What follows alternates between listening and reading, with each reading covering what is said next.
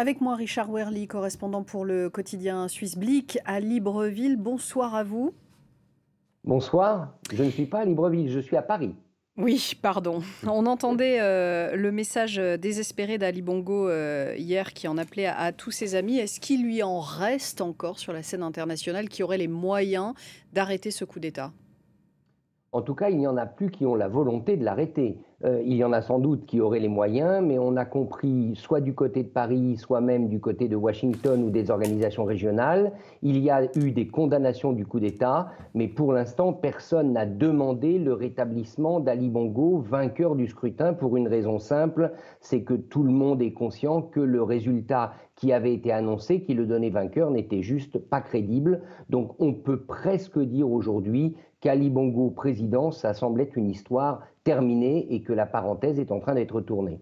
Alors cette parenthèse, elle est pas terminée en tout cas pour l'opposant Albert Ondoosa qui, lui, dénonce une révolution de palais. Selon lui, il s'agirait de remplacer un rouage du système Bongo par un autre. On va l'écouter chez nos confrères de TV5 Monde, on va en parler ensuite.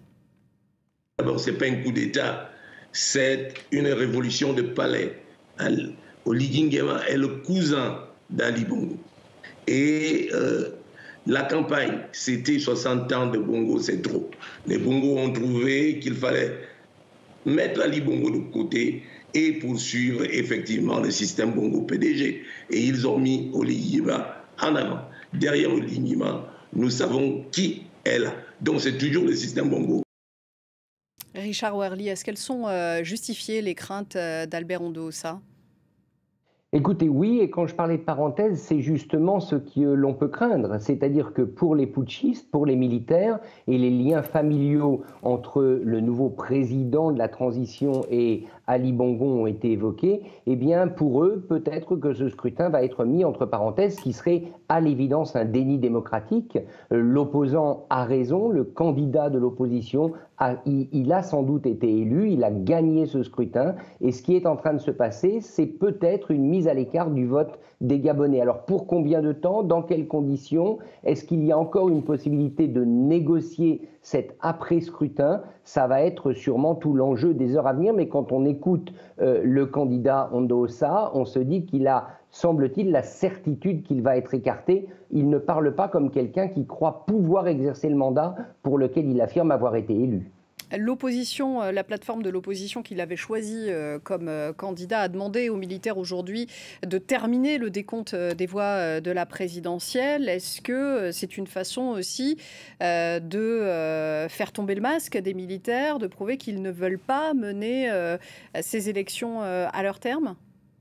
Oui, de toute façon, l'opposition, en tout cas l'ancienne opposition, c'est-à-dire l'opposition à Ali Bongo, qui aujourd'hui, semble-t-il, pourrait se prévaloir d'une victoire à cette présidentielle, eh bien cette opposition, elle a une seule carte à jouer, c'est la carte de la mise à l'épreuve des militaires. Au fond, il faut que ces militaires qui ont pris le pouvoir justifient désormais leur putsch.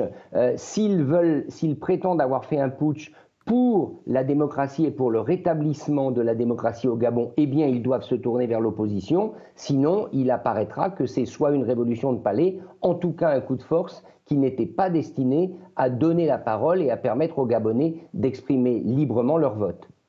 L'Union africaine semble pour l'instant la seule organisation prête à sanctionner le Gabon. Il y a partout ailleurs une gêne par rapport à la transparence des élections.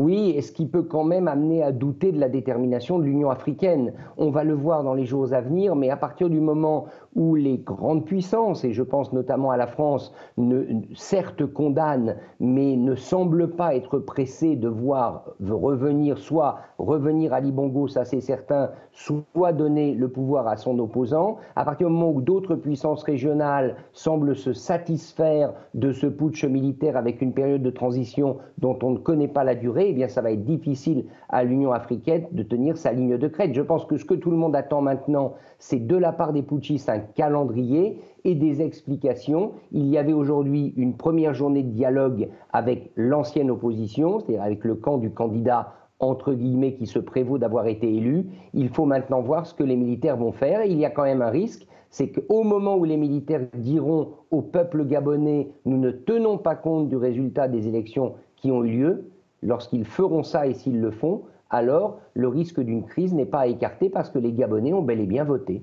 Merci beaucoup, Richard Wehrli. Merci à vous.